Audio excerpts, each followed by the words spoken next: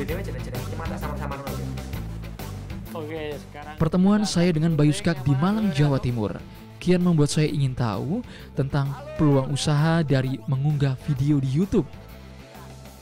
Kesuksesan Bayu Skak, salah seorang kreator video yang telah meraup jutaan rupiah dari situs YouTube, saya yakini akan menjadi inspirasi banyak orang untuk membuat video yang unik, kreatif, dan bermanfaat. Saya pun menemui Jason Teja Sukmana, Head of Communication Google Indonesia. Apa kabar? Selamat datang.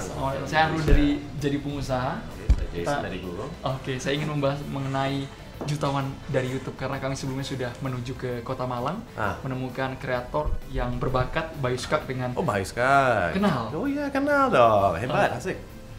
Orangnya juga enak ya. Oh iya, orangnya sangat-sangat pintar. Mas Jason melihat bagaimana perkembangan YouTube saat ini di Indonesia.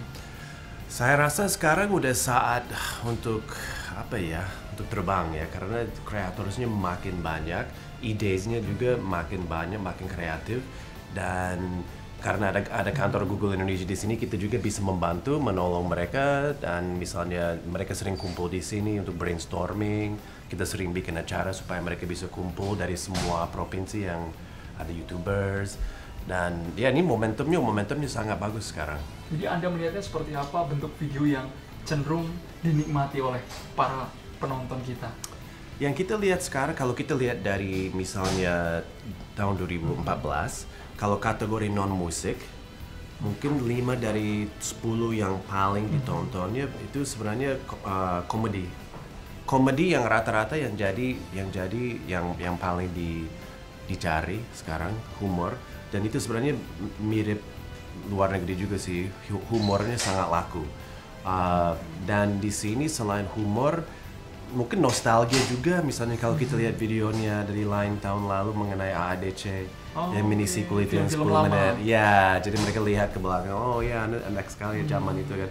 Selain itu keluarga, video tentang keluarga, keluarga sebagai temanya memang sangat laku di YouTube, dan juga tutorial bagaimana saya misalnya buat jilbab misalnya, atau bagaimana saya bisa menggambar sesuatu untuk belajar. Jadi seringkali orang suka lihat ke YouTube untuk cari informasi mengenai sesuatu, bisa matematika, bisa tentang gambar, bisa tentang baju, tentang makeup.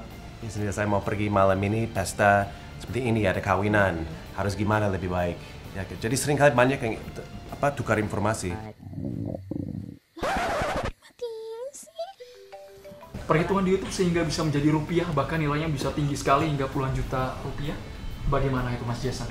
Kalau kita lihat, kalau misalnya ada seseorang seperti Bayu Skak yang masuk sebagai mitra YouTube, dia dapat persentase lebih besar daripada YouTube. Jadi pembagian penghasilannya mayoritasnya ke kreatornya. Jadi Bayu Skaknya pasti dapat lebih dari 50%. Tapi persisnya saya kurang tahu, itu lebih baik tanya sama Mas Bayu. Ya, tapi kalau untuk cara menjadi mitra sendiri kan saat ini masyarakat Indonesia masih sedikit. Oh iya, siapa saja bisa. Siapa saja. Langkah-langkahnya juga begitu mudah. Iya, ada di website-nya. Tinggal masuk aja, YPP namanya, YouTube Partner Program. Siapa saja bisa masuk, lihat, ada petunjuk dalam bahasa Indonesia, ada semuanya, harus gimana-gimana. Dan itu sebenarnya gampang, harus bikin channel. Tapi masuk YPP itu sebenarnya gampang, tapi bikin channel belum tentu gampang.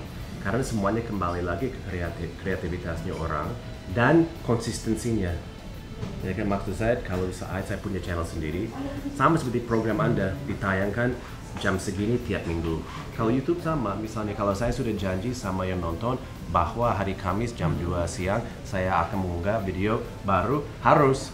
Nah, jangan sampai pelanggan juga kecewa. Berarti harus ada jaminan waktu tayang dan juga secara rutin di-upload ke YouTube. Mas Jason, kita berbicara lebih spesifik mungkin ke arah teknis. Ketika saya menonton sebuah video di YouTube, apakah harus dihabiskan semua durasinya baru itu mendapatkan hitungan dari YouTube, atau cukup mengunjungi kemudian saya close, saya sudah mendapatkan rupiah dari situ? Nah, tergantung durasi videonya ya, jadi saya kurang tahu. Tapi kalau iklan memang harus lebih dari 30 detik, kalau itu skippable ad. Kalau yang non-skippable-nya, kalau dilewatinnya tidak terhitung. Ya, tapi kalau skippable-nya, kalau 30 detik udah lewat ya, udah terhitung sebagai iklan yang ditonton.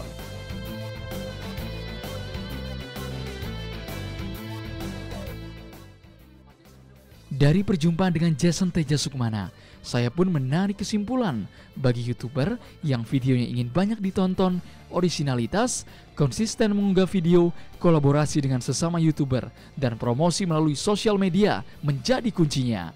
Saya bilang tadi, menjadi mitranya sebenarnya tidak sulit, tapi membuat konten yang menarik itu yang susah. Dan saran saya adalah jangan berpikir bahwa orang harus punya misalnya peralatan yang canggih atau peralatan audio yang mahal atau wajahnya harus cantik atau kulitnya harus putih atau kita harus tinggi. Sebenarnya nggak usah jadi artis ya kan kalau mau jadi bintang di YouTube. Yang penting sini originality itu yang sangat penting. Terima kasih Mas Jason. Sama-sama.